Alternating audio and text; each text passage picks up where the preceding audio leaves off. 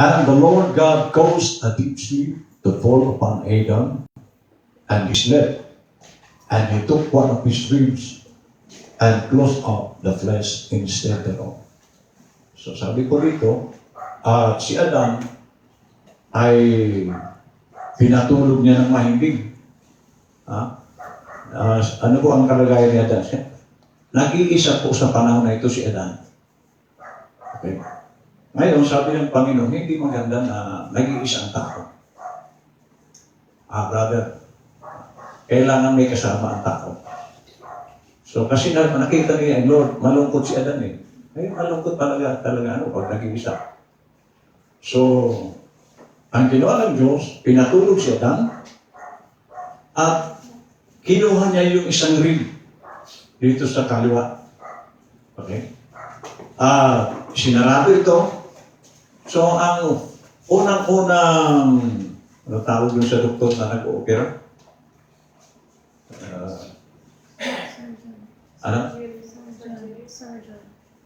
Surgeon. Ang kauna-unahang surgeon, ang Diyos mismo. Amen. Inopera niya yung tagiliran ni Adam. Hindi ko alam kung nasaktan si Adam. Pero kung hindi nasaktan, may anesthesia na si Lord noon. Ngayon, nung natulog na siya, tinuha yung rib. Sabi nito, and the rib, which the Lord God had taken from man, made he a woman. So ginawa niyang babae yung buto ni Adam dito. And brought her unto the man. So dinala niya yung tadyang na naging babae. Okay, 23. And Adam said, nung nasa katabi na ni Adam yung babae, nagsalita si Adam, this is now bone of my bones, and flesh of my flesh. She shall be called woman. So ang nagbigay ng pangalang woman, si Adam. At sabi niya, itong babae ito, tatawagin siyang babae. Bakit? Because she was taken out of man.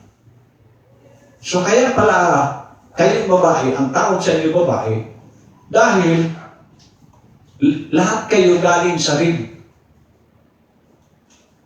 Wala naman kasi ang original creation ng Diyos, isa lang. Lalaki. At si Eva, galing sa katawan ni Adam. Amen. Okay. So, ibig sabihin, hindi dalawa. Galing lang sa isa ang tao. Amen. At maging sa panahon natin, kasi noong nagkasala ng mag-asawa, lahat dumaan na sa sex. At nakita natin ng Friday na dahil doon, yung kapamahalaan, yung title deed, o yung kumbaga sa titulo, katibayan na si Adan ang nagmamayari ng mundo, nawala ito. At sabi ng propeta, hindi naman ito pwedeng hawakan ni Satanas. Marami ang kamay, at saka hindi magandang mahahawak sa marriage ni si Satanas. Kaya kinuha ni Lord yung pamamahala. Amen. Okay. Ngayon, ang napag-aralan natin ng Friday, paano ito may babalik? Yung dating kalagayan ni Adan. Okay. Kung saan ay nasira dahil doon sa na ginawa nila. Ephesians 5:13. For we are members of His body. Ayan. So, spiritually naman speaking, dahil New Testament na po ito, lumaktar tayo. Okay? So, ngayon, ito pong may tinutukoy dito si Pablo, spiritual. Hindi po ito natural na katulad ni Adan. Okay. Pero may tinutukoy po siya rito. For we are members of His body. So ngayon, kung paano si Eva ay bahagi ng katawan ni Adan, tayo naman, sabi rito, bahagi tayo ng katawan ni Kristo. Amen. Okay? Kaya sabi niya, we are members of His body, of His flesh. So, ibig sabihin, si Kristo at tayo, laman tayo ni Kristo. Amen. And of His bones. So, kung ano ang buto ni Kristo, buto natin. Kung ito po ay titingnan mo sa, hindi mo ito maintindihan. Okay. But ang tinutukoy dito ni Pablo, spiritual. At nakita natin, sabi ng propeta ng Friday, na yung atoms, ang isang tunay na Kristiyano, yung predestinadong Kristiyano, ay binabago ng Diyos yung atoms ng ating flesh. Amen. Yan ang po ang kagandahan sa ginawa ni Lord sa isang Kristiyano. Okay, sabi na. For this cause shall a man leave his father and mother, and shall be joined unto his wife, and they two shall be one flesh. So yung mag-asawa sa natural, okay, iiwanan daw ng lalaki ang kanyang ama at ina. At sila'y magsasama ng babae, ang kanyang asawa, at silang dalawa ay magiging isa. Amen. Ito po ang we are many-member body. Amen. But sa Panginoon, iisa lang tayo. Kaya na tayo, pinuturuan tayo ni Lord na nagmamahalan. Kasi hindi po tayo ibang tao ito. Mas ang totoong kamag-anak, ang tunay nating kamag-anak kay Lord. Amen. Hindi yung kamag-anak sa laman. Hindi mo yung kamag-anak doon. Amen. Kung hindi rin lang sila magiging born again, doon sa future road, hindi mo sila kamag-anak. Amen. Ang kamag-anak natin dito, ito. Amen. Ito ang katunay natin. Kaya nga sabi ni Pablo, magmahalan kayo. Sabi ni Jan, ganon din. Bakit? Iisa tayong katawan. Lahat ng Kristiyanong tunay, magkakapatid ito. Laman ito at buto ni Kristo. Lang tayo. Amen. Amen. Kaya sabi na, 32, this is a great mystery. Dakilang misteryo ito. But I speak concerning Christ and the church. So hindi ito yung natural Adan and Eve.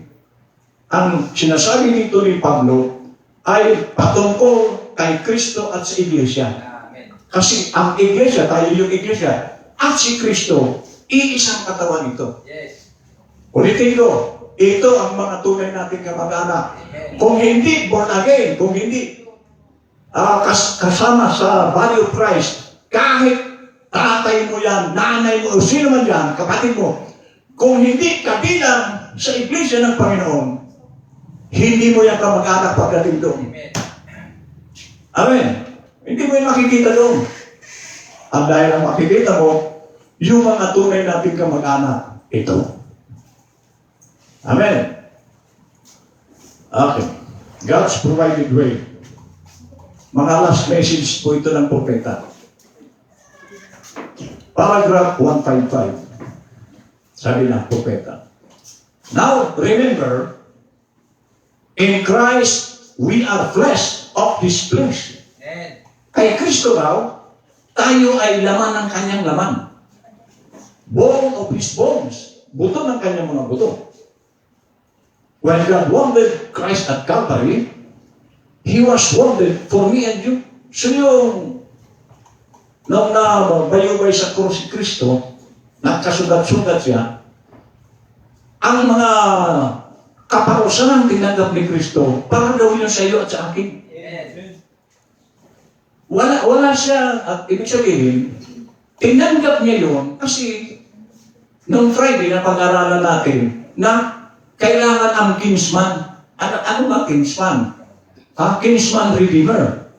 Ano yung kinsman? Kamag-anak. O katulad natin na dapat tutubos. Sabi ng propeta, nag-iisa lang si kasi dapat natutubos, hindi dumaan sa sex. Amen. At si Adan lang ang hindi dumaan sa sex. Nagkasala pa. So paano pagtubos siya na? Hindi pwede. So kaya nga ang Diyos mismo ang lumikha. Naglagay siya ng dugo sa tiyan ni Mary sa sinapupunan para ito, pag ito'y lumabas na sa mundo, hindi rin siya dumaan sa sex. Si Jesus Christ, hindi po dumaan sa sex. Si Maria at si Jose. Dugo ng Diyos, yung nandoon sa womb ni Mary. Amen. At iyon ang karapat-dapat lang natumbos sa tao. Siya yung kinsman redeemer. Ang sabi niya, We are flesh of His flesh and bone of His bone. Body of His body. So talagang hindi po tayo piling lumabas doon sa body ni Kristo. Name of His name. Bride of Him. We are in Him. We are His flesh and His bones. Nasaan na tayo? Nandun tayo kay Kristo. Amen. Kaya na, sabi nga ng propeta, kumbaga sa talagang sure, assurance, na hindi mawawala sa kamay ng Diyos ang kanya. Amen. Okay, sabi rito, paragraph 159. You say, I bought a piece of ground. It isn't yours yet until you got an abstract view. So, sabi mo, nakabili ako ng lupa. Pero, hindi ito magiging tunay na sa iyo hanggat wala yung titulo. O, di ba? Kumbaga, wala pang resibo na ikaw ang may-ari. So, ibig sabihin, para makatiyak ka na itong lupa na nabili mo, ay sa iyo na, hawak mo na ang titulo. Amen. Okay. Now, spiritual. But if you got an abstract, it shows that everything was ever against that piece of ground has been straightened out. Okay. So, ang katibayan na pag-aari mo na yun, hawak mo na. Eh, yung pong katibayan ni Adan at Eva, nawala ito. Kaya, yung eternal life, nawala. Kasi sabi, ang plano pala ng Diyos kay Adan, siya ang magiging hari sa buong mundo. Amen. Sa pamamagitan ng spoken word, pwedeng lumikha. Kasi si Adan naman talaga, little God, sabi ng propeta. Pwede siyang magsalita na, magkaroon dito sa lagupan ng maraming tao. Magkakaroon yan. Magkaroon ng mga tao sa ganitong bansa. Na siya ang hari sana. Amen. Kaya sinayang ni Adan yung pribilehyo na yun. Na siya sana ang hari sa buong daigdig. Dahil lang lamang doon sa pagsuway nila. Nasira, pati eternal ni Adan, wala. At iyon ang nais ibalik ni Lord. At nagawa niya na. Okay, sa lahat ng Kristiyano, meron ng buhay na walang, yung Kristiyano totoo, kasi sabi nga ng propeta, sa bawat church, 3 klase dyan ng tao. May tunay na believer, may unbeliever, may make-believer. Saan tayo doon? Okay, sabi na. Na kapag tayo ay, when you have become a Christian and accept Christ as your Savior, then, ito, maganda ito. When God sends down the abstract, ibinigay na sa atin yung titulo. Amen. Bilang Kristiyano, may titulo pa ng Kristiyano. It shows that no matter what your father did, your mother did, what anybody else did, your mother, daddy might have been drunkards, prostitutes, whatever it was. Every sin is stricken off. You've got an abstract title. So lahat po tayo, lahat ng tao may minanang kasalanan sa ating mga magulang. Pero, gaano ang kasama ng magulang natin sa oras na ikaw pinadalhanan ng Panginoon ng titulo bilang Kristiyano, burado na yun. Hindi mo na mamanahin yung kasalanan nila. Amen. Pero hindi ko sinasabing pati sila, kaya tao na Diyos. Individual po ito. Amen. So, makipagrelasyon din sila sa Diyos para maging katulad mo na mabigyan din sila ng abstract title deed. Amen. Gabi na. So, kaya yung tao na tunay na Kristiyano, binigyan na ng karapatan ulit na ibalik na sa kanya yung mga nawala kay Adan at Eva. Amen. At ano sabi rito? Every sin is stricken off. You've got an abstract title. Ibig sabihin, sure mo ka. Hawak mo yung katibayan na ako malinis na, ako'y tunay na, ako'y makapupunta na doon sa lugar na inihanda ng Panginoon. Amen. It's an abstract title deed. It's yours. It belongs to you. At anong ebidensya? It quickens your mortal bodies. Mm. So meron pong quickening power sa isang Kristiyano na siyang gumigising sa kanya. Pag wala yun, malabo pong mabago ang tao. Amen. Okay. Paragraph 161.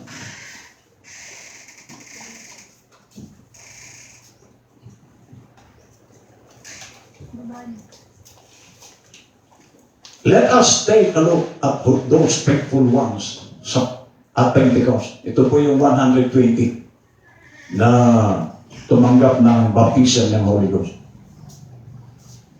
They were all in the upper room there. And they was all scared.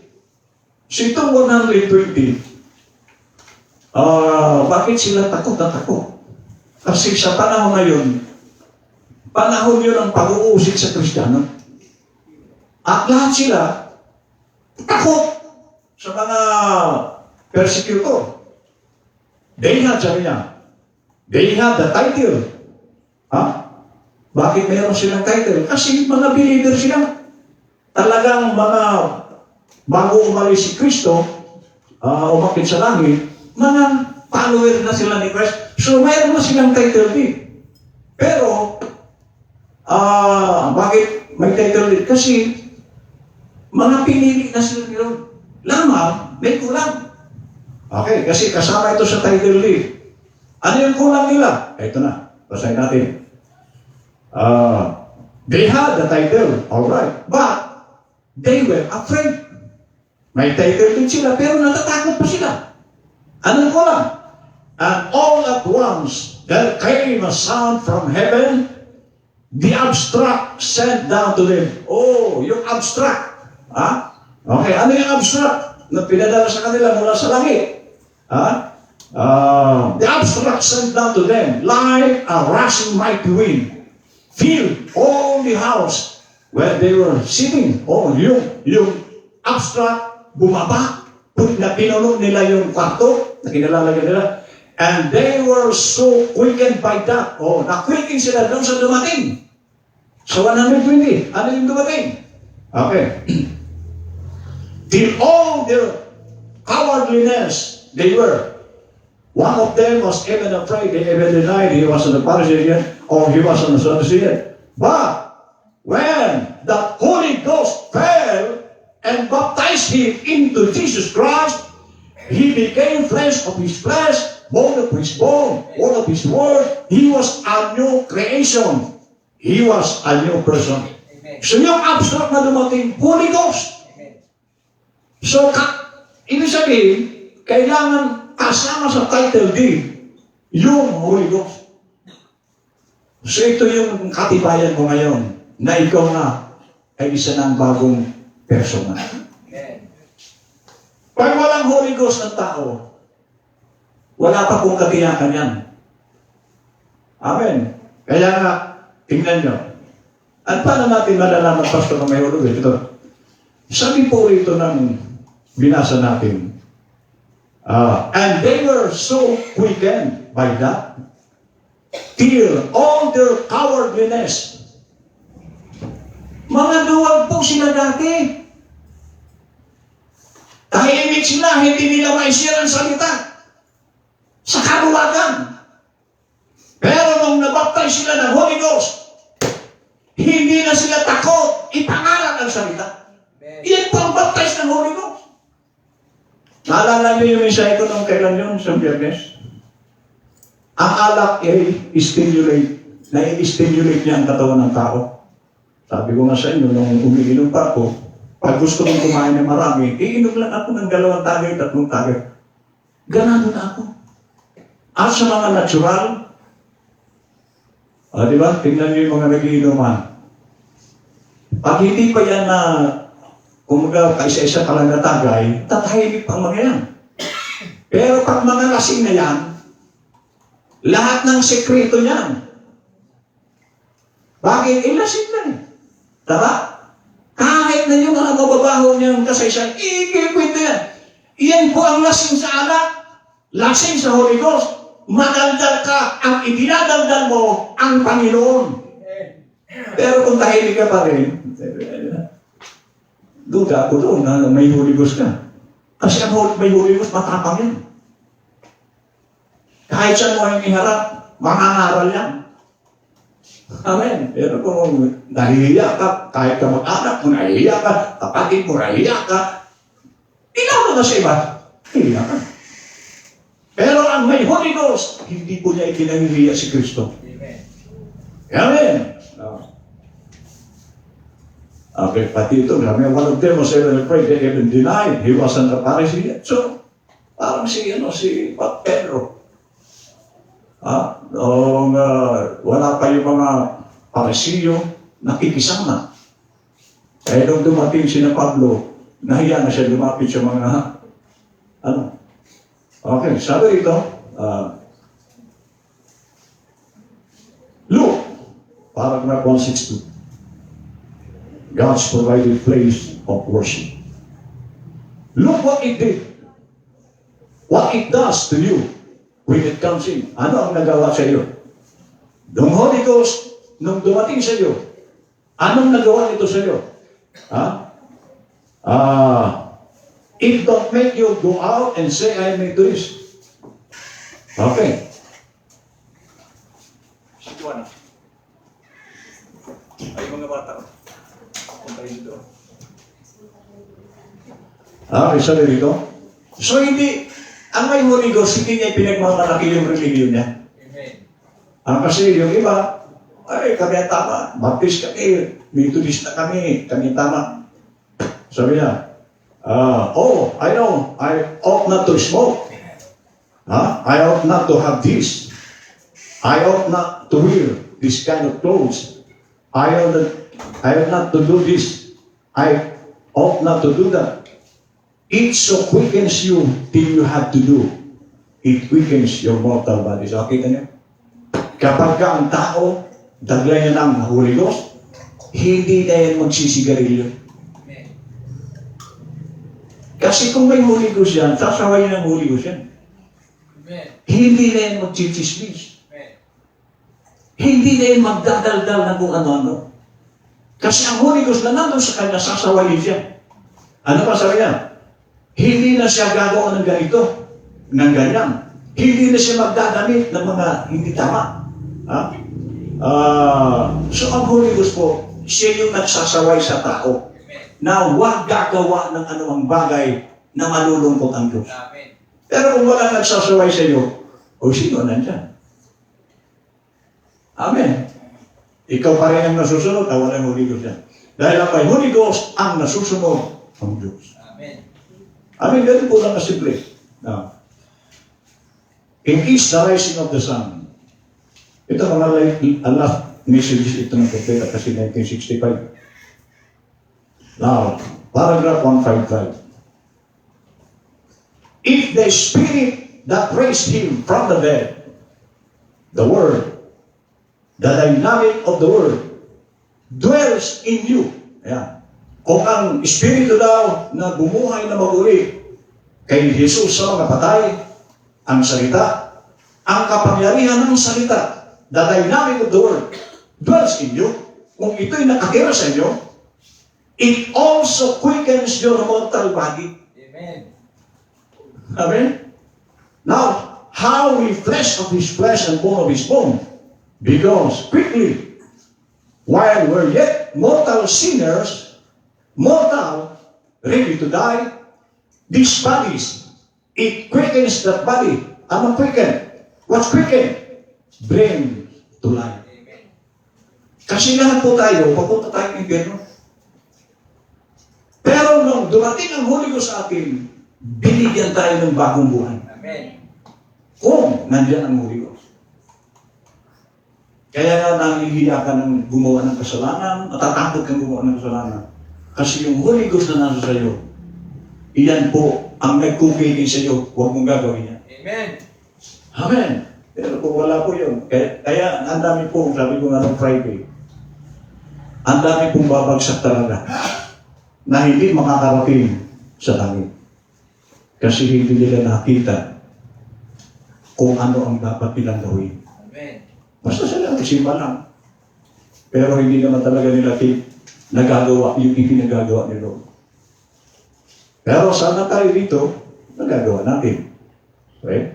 Sabi niya, the spirit that was like to drink, run around, commit adultery, and all this, it's weakened. Ha? Yun daw, espiritu na nasa kanya na nais uminom, magkagagala, gumawa ng pangangalo niya, lahat ng mga ito ay na-weaken. Amen. Why? The thing died. Oh, ang quickening pala, yung mga bagay na hindi tama, namamatay na ito. Amen.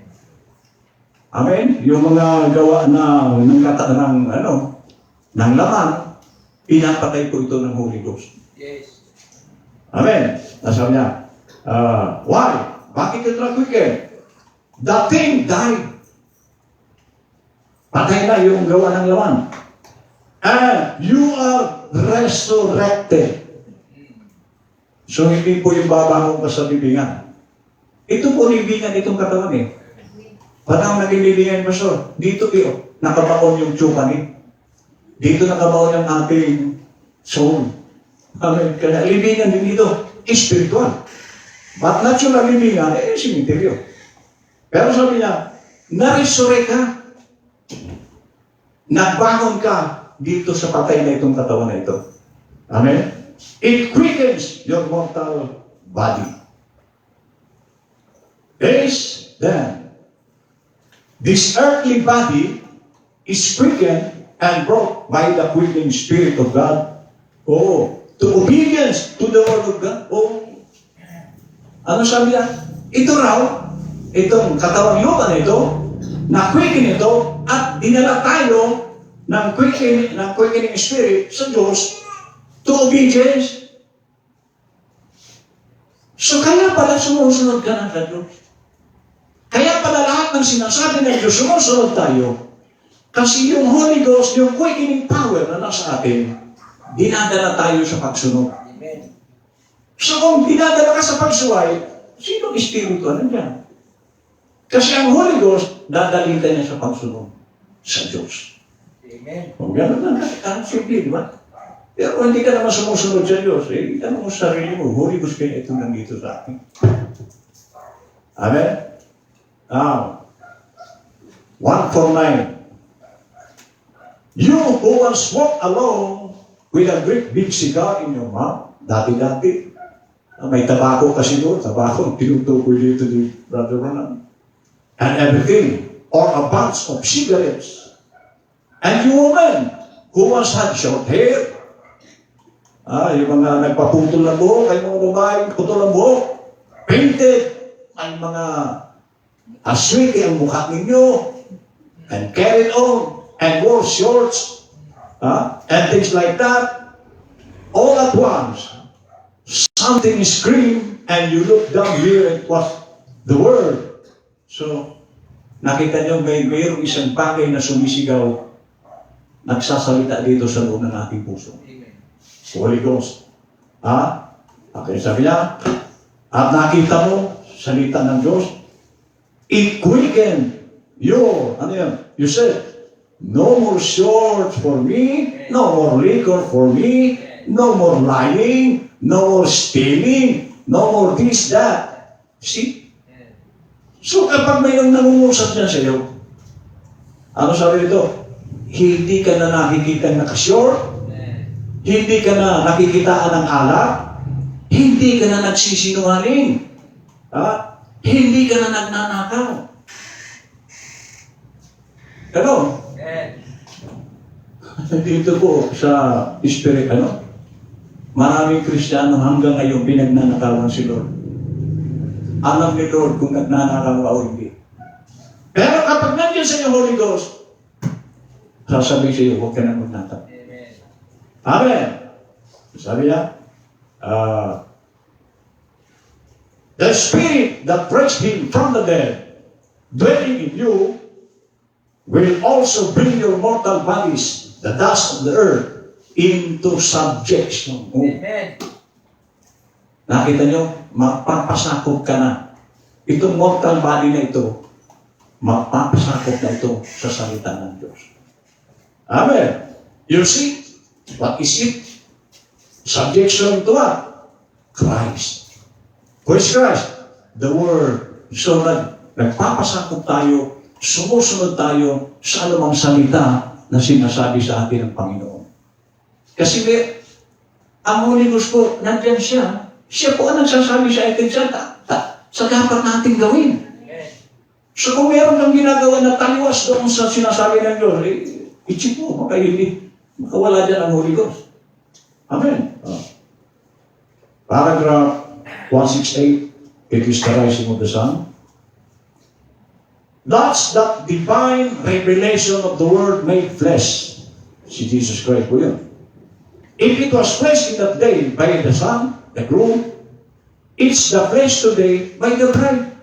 So kung noong panahon, ang made flesh ay, ang flesh body ni Jesus Christ, siya yung the Word was made flesh, John 1:14. Pero ngayon, ang laman na yan, sabi na, ay ang nobya. Tayo ngayon ito. Kasi si Jesus Christ, ayon sa Bible, noong year 33, namatay si Jesus Christ. Ang body niyo ay iisa lang ni Jesus Christ. Pero nang umakyat siya, ang first o ang unang mga naging katawan ni Kristo ay yung 120 sa upper room. Okay? Nang magbaptize ang Holy Ghost sa 120, lahat sila baptized. Sila ang mga kauna-unahang body ni Kristo. Pero ngayon, kasi wala na sila. Sabi niya ni propeta,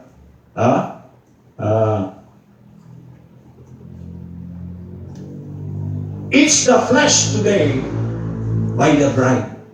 So wala na yung mga nauna nating mga ninuno. Tayo na ang buhay ngayon. Ang flesh ni Kristo ngayon, tayo. Amen. Kaya nga, hindi lamang tayo flesh of His flesh, we are also His ambassador. Tayo ngayon ang nagpapakilala sa daigdig na ito na si Kristo, nabubuhay siya, hindi na sa isang katawan, only sa body of Christ. So napakarami ngayong body of Kristo. At ito ngayon ang magpapakilala na si Kristo. Ngayon, kung lasinggero yan, naglalasing ba si Kristo? Tapos nagsisigarilyo. Nagsisigarilyo ba si Kristo? Tapos nang babaero ba si Kristo? So tayo ngayon ang magpapakilala kay Kristo sa pamamagitan ng ating karakter. Amen. Kasi sabi rito, it's the flesh today by the bride. See? Okay, ito, mabigat ito. Whosoever sins you remit, to them they are remitted. Whosoever sins you retain, to them they are remitted. Napakabigat pala ng power natin. Kaya pala sabi dito kasi, ang pinatawad nyo, patatawarin. Ang hindi nyo patawarin, ang nais nyo manatili sila sa kasalanan. So, kaya pala tayo sinabing judge. Sa araw ng hukuman ni Lord, judge po tayo. Pero dapat just na judge tayo. So, mabigat pala natin. Ulitin ko. Whosoever sins you remit, to them they are remitted. Whosoever sins you retain, to them they are retained. So nasa sa atin pala ang salvation ng tao sa araw ng hukuman. Kung gusto natin silang patawarin, at doon, kasi hindi po ito palakasan, gusto ko makita natin ito. Dito sa lupa, kasi mayroon pong 5 senses ang laman. To see, to hear, to taste, to feel. Okay. So 5 senses. At meron din pong 5 senses ang spirit. Doon po sa hindi mo na yung magagamit ng 5 senses, mga senses na yan. Emotion. Dito sa lupa, mahal na mahal mo yung kamag-anak mo. Kasi may emotion tayo. dito sa lupa. Doon po, hindi, wala na yan yung emosyon na yan. Amen. Ang tingin mo sa tao, kahit anak mo yan at nagkasala yan, hakatulan mo siguro yan. Amen. Kasi just na judge tayo doon. Amen. Hindi yung, dahil anak ko ito. No, hindi ganun ang Bible. Ito, palibrihin ko na ito, anak ko ito. Ito, pamangkin ko. Hindi ganun ang judgment. Ang maging dito sa gobyerno, pag pinairal ko ang tamang judgment, walang kamag-anak. Amen. How much more ang Diyos? Amen. He is a just God. Yes. So, hindi mo na mararamdaman doon. Oy, anak ko ito. Individual affair ang salvation ng amin. Mag-ayos din sila. Amen. Kasi yung aral ni Parnell yun, yung training your loved ones, hindi po yung aral ng propeta. Amen. At nag-usap din kami niyan ni Pastor Tidstone. Hindi rin siya sang-ayon sa ganung aral. Ang judgment ni Lord is fair. Amen. Kaya nga, dito. Mag-ano po tayo ng Bible. Dito po sa Galatians. Okay. Galatians chapter 5 verse 13. Ito po ang sabi ni Pablo. Sapagkat kayo, mga kapatid, ay tinawag sa kalayaan. Saan daw tinawag ang Kristiyano? Para maging malaya. Malaya saan? Sa kamay ni Satanas. Pag hindi ka pa rin nakalaya dyan sa mamaya maiisa-isahin natin kung saan tayo dapat lumaya. Okay. Tinawag sa kalayaan, huwag lamang gamitin ang inyong kalayaan upang magbigay kadahilanan sa naman. Amen. Kundi sa pamamagitan ng pag-ibig ay mga lingkuran kayo. Amen. Kaya nga nakita nyo dahil we are the body. Pag sinabing isa, one body ito, simple lang. Maaaring sa nagpiprito kayo ng isda, biglang pumutok, di ba? Pumuputok yung bangus eh. Tumalsik yung mantika sa kamay mo kasi pinapiprito mo kanan. Tumalsik dito ang mantika. Nalapnos. Anong gagawin yung kaliwa mo?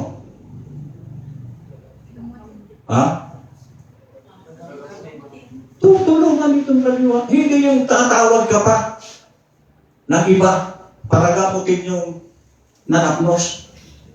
Ibig sabihin, ito mismo kasama sa body na ito, ang tutulong dito. So tayo, maglingkuranan niya kayo. Amen. Dagdadamayan kayo. Iyan po ang body. Kung masakit ang paa, tutulungan ito ng kamay. O, di ba? Ba't ka patatawag ng iba? Kaya mo naman. Amen. So, ibig sabihin, ang body ni Kristo, iisang katawan lang ito na dapat nagmamahalan. Okay. Sabi yan. Sapagkat ang buong kautusan ay natutupad sa isang salita, sa makatuloy dito, ibigin mo ang iyong kapwa na gaya ng inyong sarili. So, ang pag-ibig natin sa katawan, paano mo iniibig ang sarili mo? Ganon ang gawin mo sa kapatid. Amen. Ngunit kung kayo rin ang magkakagatan at nagkasakmalan, magsipag-ingat kayo na baka kayo'y mga gilipulan sa isa't isa po. Saka, hindi po normal na tao yung, pero kung nakakita na kayo na hindi sila ulo, kinakagat ang braso na. May nakita na kayo? Ang alam kong nangangagat ang sarili niyang braso, sira ulo yun. Hello? Ngayon, kung tayo pala iisang katawan, magkakagatan tayo, sira ulo natin. Tama mali. Kasi hindi mo ginagagat mo sarili mong braso. So kung tayo dito magkakagatan, Sira ulo natin. Ano, mali ba yan? Ibigay mo, kamay mo, kakagatin mo. Pwede siguro yun kung antong-antong ka na nagmamahino para hindi ka makatulog. Pwede siguro. Pwede. Nagmamahino ka ba? Para kagatin mo ang braso mo. Ako kasi ginagawa ko yan. Minsan dila ko kinagagat ko. Kasi nakakaantok ko sa pagmaniho gabi. Huwag kinakagat ko mismo dila. Para magising ako. May dahilan. Pero kung dito sa magmahalan kayo, nagkakagatan tayo. Ay, sa ating gawain mo, sira ulo yan eh. Hindi mo, katawan mo. Sabi nito, 16. Ito na.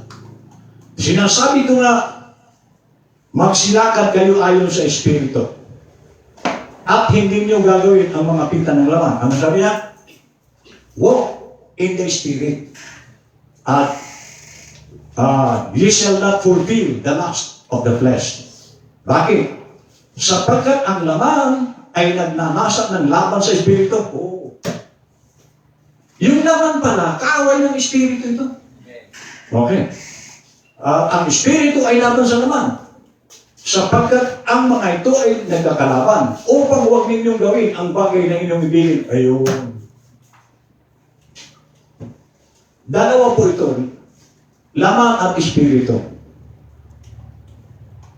Pag naglaban niya yan, hindi niyo magagawa ang nais niyo. Halimbawa, kung ikaw po ay punong-puno ng Espiritu ng Diyos, yung gawa ng laman, hindi ko yung magagawa. Yung kasi tayo,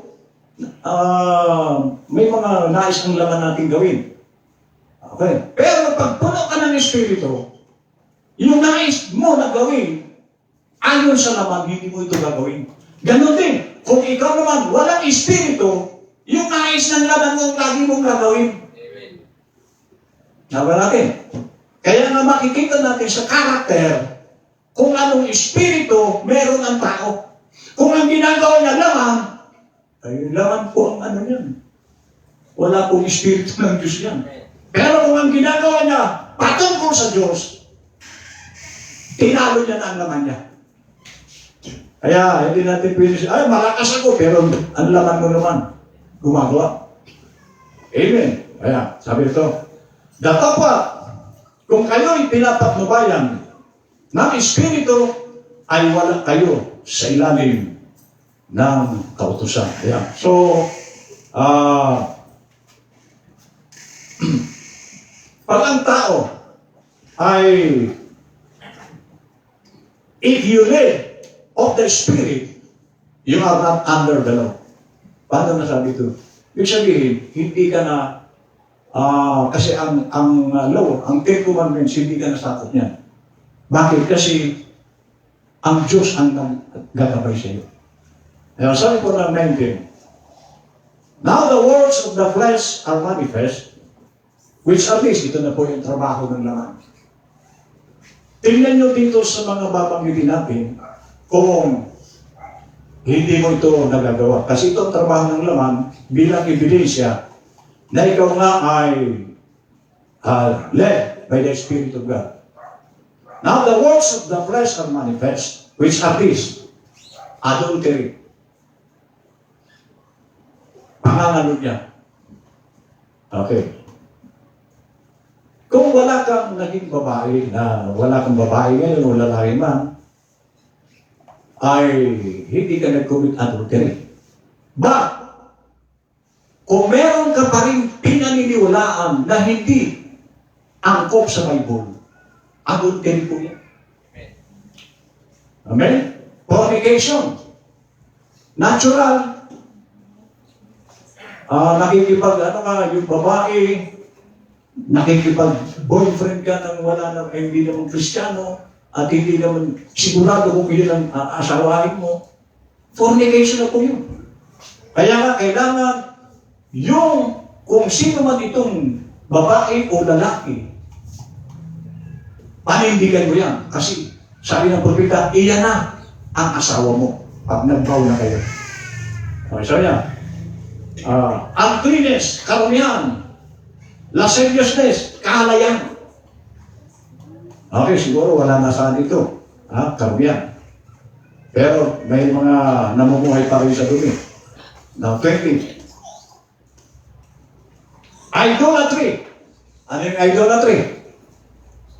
Ay, pastor, wala na akong idol sa bahay. Tinapon ko na yung mga yung mga maniga doon. Ang mga burluloy, wala na. May malinis ang bahay ko, pastor. Hello? Kahit nilinis mo na ang bahay mo sa mga ribulto, larawan. Pero, higit kang mas may panahon sa ibang bagay, idol po yun. Araw ng pagdalo, ipinagpalit mo sa labahan, ipinagpalit mo sa kung ano ng trabaho. Idolatry po yan. Kailangan ang number one sa ating mga buhay, si Lord. Pag hindi pa rin gano'n ang ginagawa mo, still, meron ka pa rin mga idol. Ngayon, pag number one na sa'yo si Lord, talagang wala ka ng idol. Ang ina-idol mo talaga si Lord. Pero kung marami ka pang ina-idol, na sa halip na nandun ka sa gawain ng Panginoon, mas inuuna mo ang mga ganitong bagay, still, idolatry pa rin ang ginagawa mo. Murders! Ay, salamat pastor, wala akong napatay. Pero, alam niyo ba ang character assassination? Yung paninira ng kapwa? Killer ka po yan. Isa kang kriminal yan. Hindi nga lang physical. Pinapatay mo ang influensya ng tao. Kasi pag nagkwento ka, at naniwala sa iyo, yung kausap mo, yung influensya nitong sinasabi mong tao, nawawala. Kriminal ka mo. Bakit? Kasi mawawala na rin yung respeto ng pinagkwentuhan mo doon sa tao. Pinatay mo na siya. Pero, makakala natin ang pagpatay, yung pinugutan ng ulo, binaril. No. Character assassination is murder. So, ingat po tayo kasi pag nandito to sa atin, ano ang babala ni Pablo rito? Sabi niya,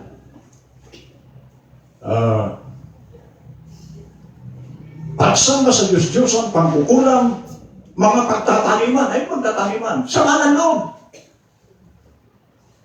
Okay, mga pagtatalo, mga paninibugo, silos, mga pagkakaalitan, mga pagkakampi-kampi. O ito, dito ako, itong grupo ko. Diyan din sila. Tingnan natin kung ano ang mangyayari sa mga ganitong klaseng bugali. Mga pagkakabahabagi, o yan na. Nagkakahiwa-hiwalay na.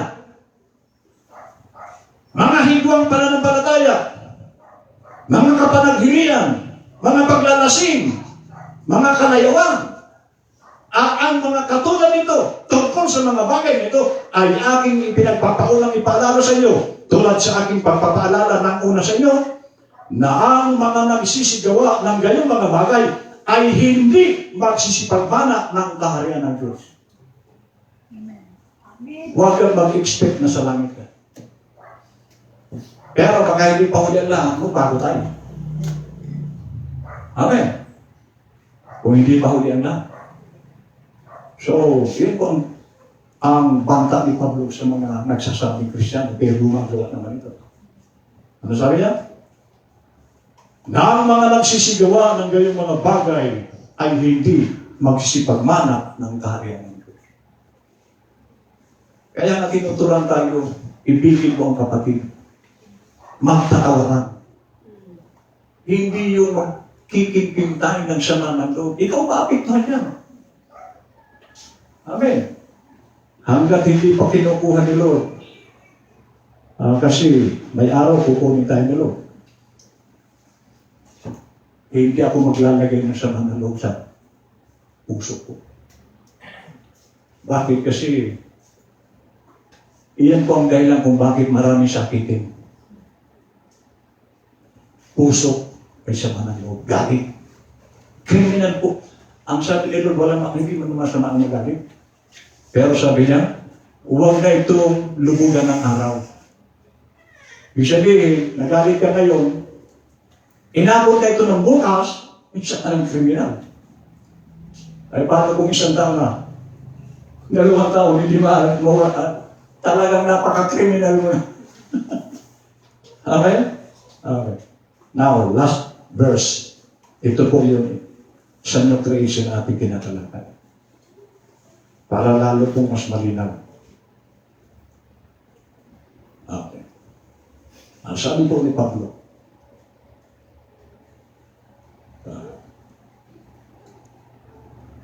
14.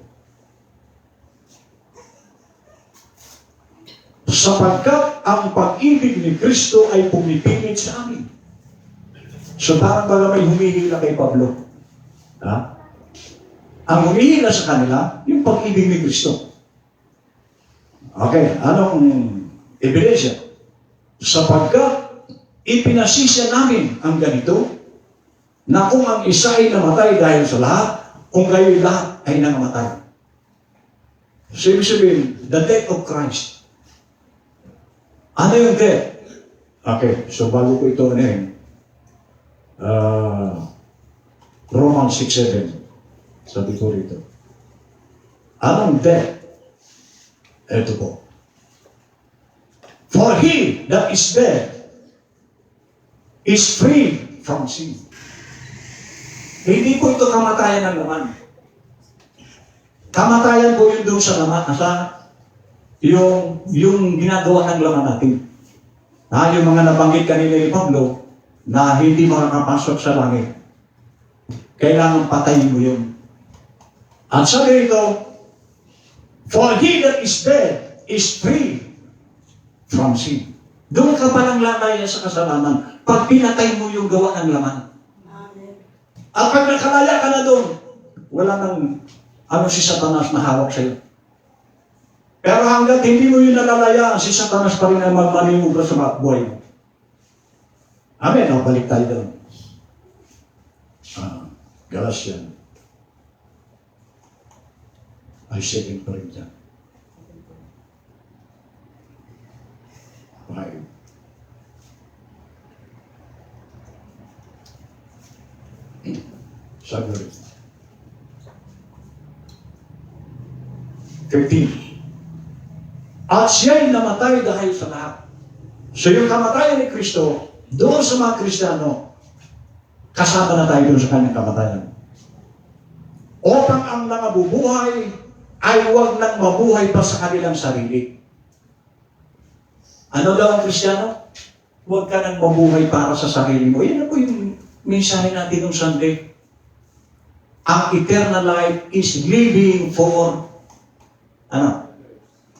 others. Kung totoo may buhay na wala hanggang ka, hindi lamang sa sarili mo ikaw nabubuhay. Dapat nabubuhay ka para din sa iba. Okay, malinaw po ba ito? Sabi niya, at siya namatay dahil sa lahat, upang ang nangabubuhay ay huwag nang mabuhay pa sa kanilang sarili, kundi doon sa namatay dahil sa kanila at muli na buhay. So ibig sabihin, mabuhay tayo sa iba, kasi sabi kanina ng binasa natin sa Galatia 5:14, na ang buong kautusan ay nauuwi sa isang pangungusap. Ano yun? Ibigin mo ang iyong kapwa. Kapag inibig mo ang iyong kapwa, inibig mo ang Diyos. Amen. Pero kung hindi mo maibig ang kapwa mo, paano mo maibig ang Diyos? Hindi mo nakikita. Ito na nakikita mo, hindi mo maibig. Paano mo maibig yung hindi mo nakikita? So, yan pong ang tinutukoy dito ng living for others, yung ating kapwa. Okay, 16. Kaya nga mula ngayon, ay hindi namin nakikilala ang sinumanayon sa laman. So, huwag ka nang mabuhay sa laman. Ibig sabihin ko, ngunit sa ngayon, hindi na namin nakikilala siyang gayon. Ito, 17. Therefore, if any man be in Christ, he is a new creature. Para tayo magiging bagong nilalang? Kung ang sino man daw ay na kay Kristo. Siya'y bagong nilalang. Ang mga dating bagay ay nagsilipas na narito, sila'y pawang naging mga bago.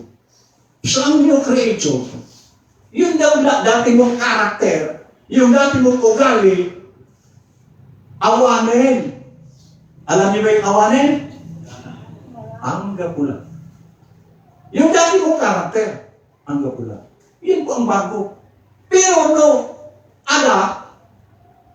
adapay, wala na eh. At amin doon bago.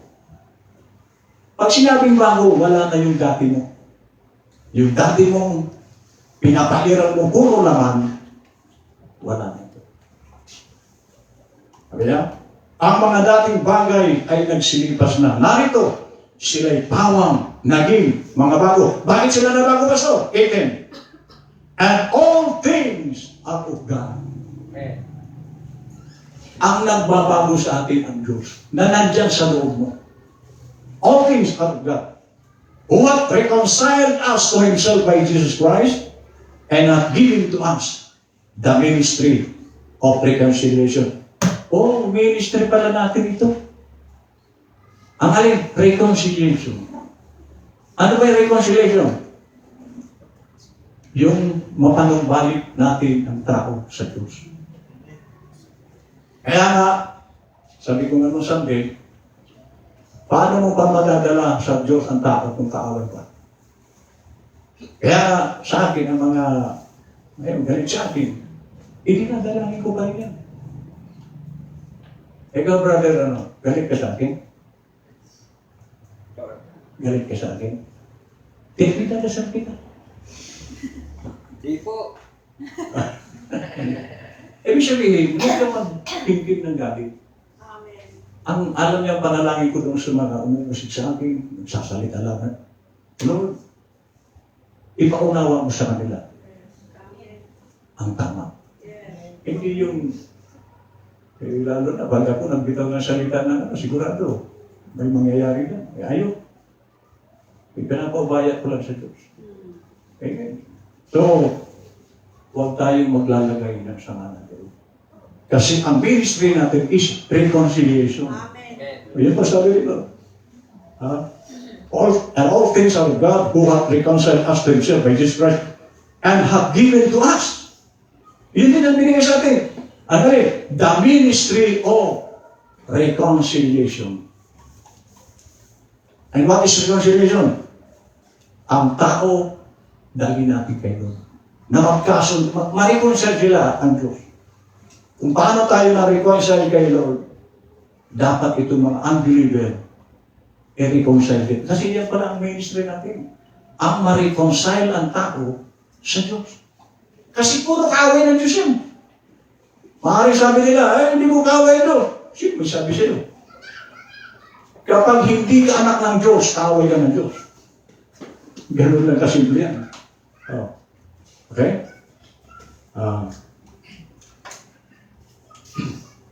Okay. 19. Sa magkatuwing bagay na ang Diyos kay Kristo ay pinakipagkasundo ang sanglibutan sa Kanya rin na hindi binibilang sa kanila ang kanilang mga kasalanan at pinagkatiwala sa kanilang salitang pagkakasundo. So, ang ganda ng plano ni Lord. Itong mga taong ito, nakaaway ng Diyos, pag na-reconcile natin sa Diyos, lahat daw ng kasalanan nila, kalilimutan ng Diyos. Tulad natin, alam niyo ba, na hindi na binibilang ni Lord ang kasalanan natin na nagawa natin noon. Mali ko, kung ngayon, gumagawa ka pa rin. Yung nagawa natin, kasi ang Diyos hindi siya tumitingin sa nakaraan. Gaano man kalaki ang kasalanan ng tao, hindi po niya tinitingnan yan. Ang tinitingnan niya is yung ngayon mo. So kalilimutan din ni Lord yung kasalanan nila kapag na i-reconcile natin sila sa Diyos. Okay? Last. Kami nga ay mga sugo sa pangalan. O yan, ambasador. Ni Kristo, nawaring namamalig ang Diyos sa pamamagitan namin, gayong pinamamalihan namin ang pagnanal sa pangalan ni Kristo na kayo makipagkasundo sa Diyos. Ano sabi niya? Kami nga ay mga sugo sa pangalan ni Kristo na waring namamanik ang Diyos. Biro mo yan. Kung pupunta tayo sa isang tao, ang pumunta sa kanya si Kristo. Ito, akala niyo ba? Pinuntahan ko si ganito. Tumanggap. Tumanggap pa yun dahil sa'yo. Ikaw kasi si Kristo sa oras na yun. At sa lahat ng oras, lahat ng tumanggap kay Kristo, ambassador. At meron kang trabaho. Pero nakaupo ka lang, ano ka naging ambassador? Halimbawa, sabi ni Marcos, ikaw Pulano, ambassador sa Amerika. Pagdating mo doon, puro tulog. Dahil ambassador naman ako. Ano? Wala ba trabaho ang ambassador? Lahat po tayo ay ambassador. Trabahuin mo ang trabaho ng isang ambassador. Dahil lahat po tayo. Ano yung ambassador?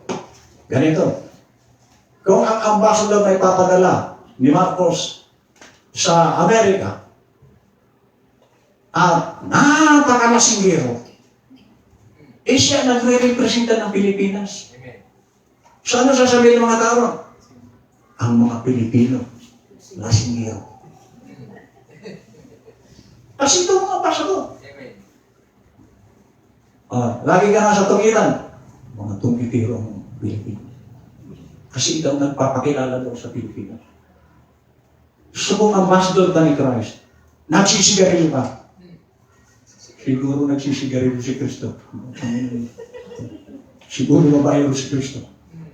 Kasi ambassador tayo. So kaya nga ang ambassador, kung ambassador ka sa Amerika, ingat ka. Magpakatino ka ron para masabi nila, matitino ang Pilipino. Pero kung gumagawa ka ng kalukuhan doon, ay, ganito talaga ang Pilipino. So kung Kristiyano ka, magpakatino ka. Gawin mo kung ano ang karakter ni Jesus Christ para masabi ikaw nga ay ambassador ng Panginoon. Amen. Nakita niyo ba ang creation? Lahat ng gawa ng laman, talikuran na yan. So tayo, kung meron pa tayong ginagawa ngayon, tutuloy na yan. Sabi ng propeta ng Friday, stop it. Amen. At ang sarap po mabuhay nang wala kang dinadala. Amen. Ang nakapagpapaya, paghiga mo sa gabi. Hindi ko na namamalayan. Paghiga ko sa kaya pagkalising ko sa umaga, salamat, napaka-payamat, napaka-himbing. Amen. Kasi wala kang dinadala. Iyan po ang kapayapaan kay Kristo. So, at iyan po ang nais ni Kristo sa akin. Mahalin mo ang kapatid. Amen. Ngayon, kung mahalin ang kapatid, pastor. Okay, ito na pinaka. John 13. Nakita ko ito sa Facebook nung isang araw. John 13:35. Sabi ko ni Lord, ito po ay isang, kumbaga sa police, tsapa at ID. Identification. Sabi ko ni Lord, by this shall all men know that ye are my disciples if ye have love one to another. Masasabi ng tao na disipulo ka ni Kristo, tayo, ang identity natin bilang alagad pag nakita ito ng tao na nagmamahalan tayo. Amen. So kung wala ito sa atin, huwag mong sabihin alagad ka ni Lord. Dahil ang mga alagad ni Lord, nagmamalasakitan. Pero, kung tayo ang magkagata, talagang siya ka na sila, aaway-away. Diba? At hindi magandang pakinggan yun. Nakalagad tayo ni Satanas. Pero, sino? Boss natin kung aaway-away tayo. Dahil ang identity ng Kristiyano is love one another. So yan po ang ating pairalin sa ating buhay. Mahalin ang kapatid. At sa mata ng Diyos, wala po dito mataas. Pantay-pantay tayo. Hindi natin pwede maliit ito. O ito, respeto ko ito. Mayaman ito. Hindi ganun sila. Mas nirespeto pa nga nila yung mga walang-wala. Yung mga walang magawa. O, tingnan niyo yung mga pinili nila ng apostol, disipulo. Si Pedro, hindi marunong bumasa. Ano? Hindi niya alam isulat ang pangalan niya. Siguro lang, kung meron man dito ang sulat si Pedro, bakit pinasulat niya ito? Tumawag siya ng tao, pakisulat niya ito. At pinirmahan ni Pedro, sulat ko ito. Hindi pa siya marunong sumulat. So nakikita niyo ba, Diyos, hindi siya pumipili, ito. Tapos ito ng suma kong lawlaw. Itong gawin ko talaga. Ito. Scientist ito. Matalino ito. Hindi po siya pumili na gano'n. Yung mga pinili nila. So hindi natin pwedeng ibaba ang tao. Pantay-pantay po tayo dito sa harap ng Diyos. Amen. Kaya nga sa ating nakita niyo, para example, si brother Bito, nasinggiro ko yan nasinggiro yan Pero nakita ko po siya ng interest sa Bible at sa mensahe ng propeta. Kaya pinagtsagaan ko yan. Ilang taon ko yung pinupuntahan doon. Isa, dalawa lang sila. Sa tricycle pa. Taon. Pero dahil may siya sa Bible, sinagaan ko talaga. Ang tanong, magiging milyonaryo kaya ako kay dito? Pag halimbawa, pinuntahan ko siya tuwing Huwebes, magiging milyonaryo kaya ako. Milyonaryo na ako, Brad. Diba? Hindi naman yung milyon ang sadya. Kasi anak din ng Diyos yan. So, kung mayaman man si Victor, pinuntahan ko yung mahirap, pareho lang yan sa Diyos. At tayo, sabi ng Panginoon, ibigin mo ang iyong kapwa. At tingnan nyo, ang sarap mabuhay, payapa. At paano tayo maging mapayapa? Wala kang dinadala. Problema. Kasi yung problema, nakaka-stress mo yan. Hayaan mo ang problema, ang mamroblema sa problema. Kung ikaw. Amen. Kaya sarap ng buhay. Amen. Katulad ngayon, merong nagdala po. Salamat siya nagdala. Sabi niya, nung linggo, Pastor, hindi ko nadala yung pinakdak na. Sa linggo na. Hindi dumating yung ulo daw ng mga bulo.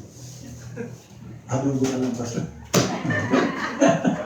Sabi ka, diba? Iyan ka, paano tayo hindi magiging masaya nito? May adugo na naman. Anong mahala natin, baka sa linggo, may mag-future ko rin. Okay? Ayan po ang magkakapatid. Ano ang makapagpapasaya sa kapatid? Ano ang pwede mong gawin? Huwag mo nang pagkagalin. Ano? Hindi mo si brother mo, pakita siya. Ang pa mo, brother? Ay, hindi ko suot. Sinuot niyan yung galing sa suwal sa pato. Bigay ng kapatid. Yan po, kapatid. Maalala nyo, kahit sino dito maalala nyo. Lalo na kung may birthday. Dali nyo doon sa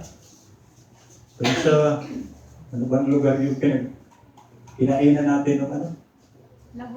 Ng Lunes. Dali nyo doon. Mura lang ang pagkain doon. Yung isang mangkok na karne, 1,000.